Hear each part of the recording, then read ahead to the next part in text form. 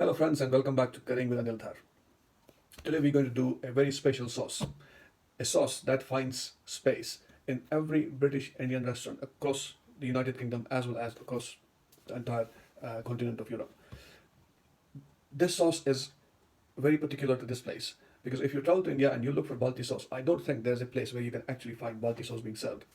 Having said that, the ingredients that go into a Balti sauce are very widely used in the southern state of India because these ingredients actually grow there and they find extensive use in the day-to-day life of the people who live in those states. The weather outside is beautiful, straight from 35 degrees to 17 degrees, straight from summer to winter, and there cannot be a better sauce to do in today's weather than the Balti sauce.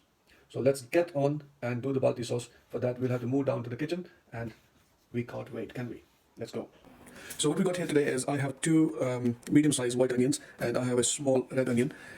Red onion is because it gives you more caramelized taste, it gives you more sweetness to the sauce, whereas the white onions are more watery, so they do not caramelize as quickly or as nicely. So we start with slicing the onions. The thinner you slice the onions, the better it gets, the quicker it cooks.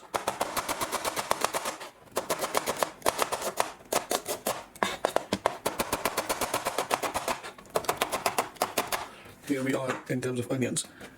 Now the onions are all sliced up. What we're going to do next is we're going to roast some spices. We roast the spices, we cool them down, and then we blend them together with a bit of water and make it a paste. So let's start with the pan. It's already on low heat, getting a bit warmed up.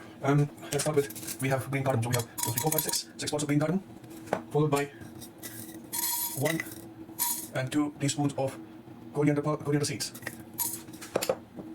We have 1 and 2 and 3 teaspoons of fennel seeds, 1.5 teaspoon of cumin seeds, and I'm going to add 1, 2, 3, 4, 5, and 6 red chilies whole.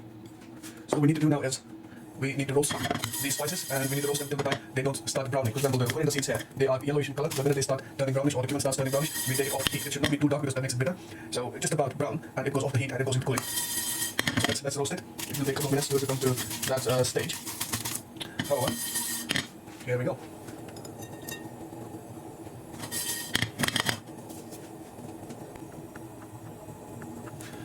You can see the spices have started turning brown. So I'm going to shut the gas off and let it cool. In the meantime, while this cools off, my onions are sliced. I'm going to chop some tomatoes as well. We will need chopped tomatoes in the process. So here we go for chopping the tomatoes. So I have good sized large tomatoes here. I'm going to chop 4 of them and I'm going to make tomato paste with 2 of them. So in all I have 6 tomatoes, which is about 700 grams. And as you saw, the slice again, I had 2 large ones and a small one. And that should give us enough quantity of sauce to go with about 14 portions. So now chopping the tomato, I will chop it as fine as I can because it takes lesser time to cook. If there are bigger chunks, that obviously takes more time. So I'm going to do it as finely as possible. Here we go. All set. So let's get this out in a bowl to make space for other things. Here we go.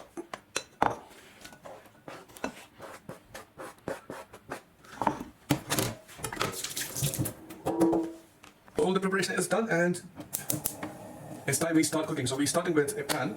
It's a deep pan and the gas is on, the flame is on, and I'm going to add oil to it now. A bit of a generous quantity of oil because the spices that we just ground, they absorb a lot of oil while being cooked. So we will need a little bit of extra oil to make sure that the spices are really ready to go in. While we add the onions, we add a bit of salt as well because this helps the onions get cooked quicker. Right, here we go. The onions are getting caramelized pretty nicely, as you can see in the pan. So next thing I'm going to add to this is ginger garlic paste. This is again homemade ginger garlic paste, simply ginger, half garlic, just blend it in. If you add a little of oil, that's going to preserve it for a longer time, but I do it water because I keep cooking all the time.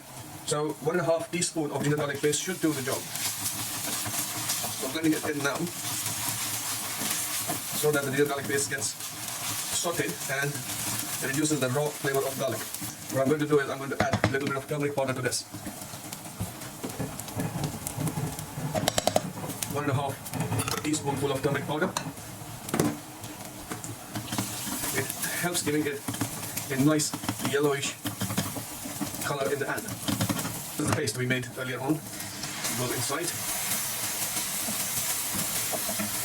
Now we need to cook this for a little while till the raw flavor goes away. Even though the spices are all roasted, but just to make sure that the raw flavor goes away. And I can see the different turmeric mix. It makes the whole thing yellowish in color, which looks more appetizing when you eat rather than eating the brown mass.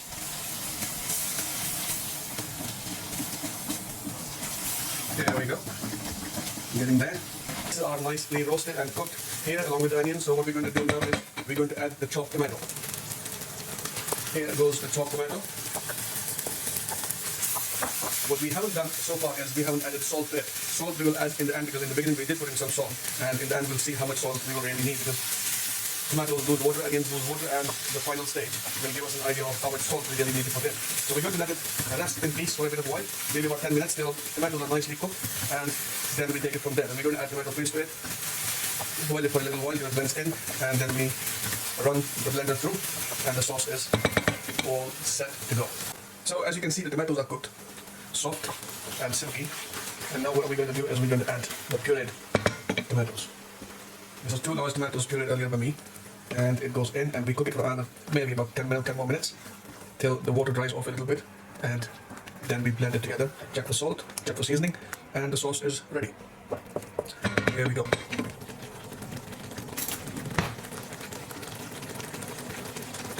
So it's been about 10 minutes, and let's see what the sauce looks like.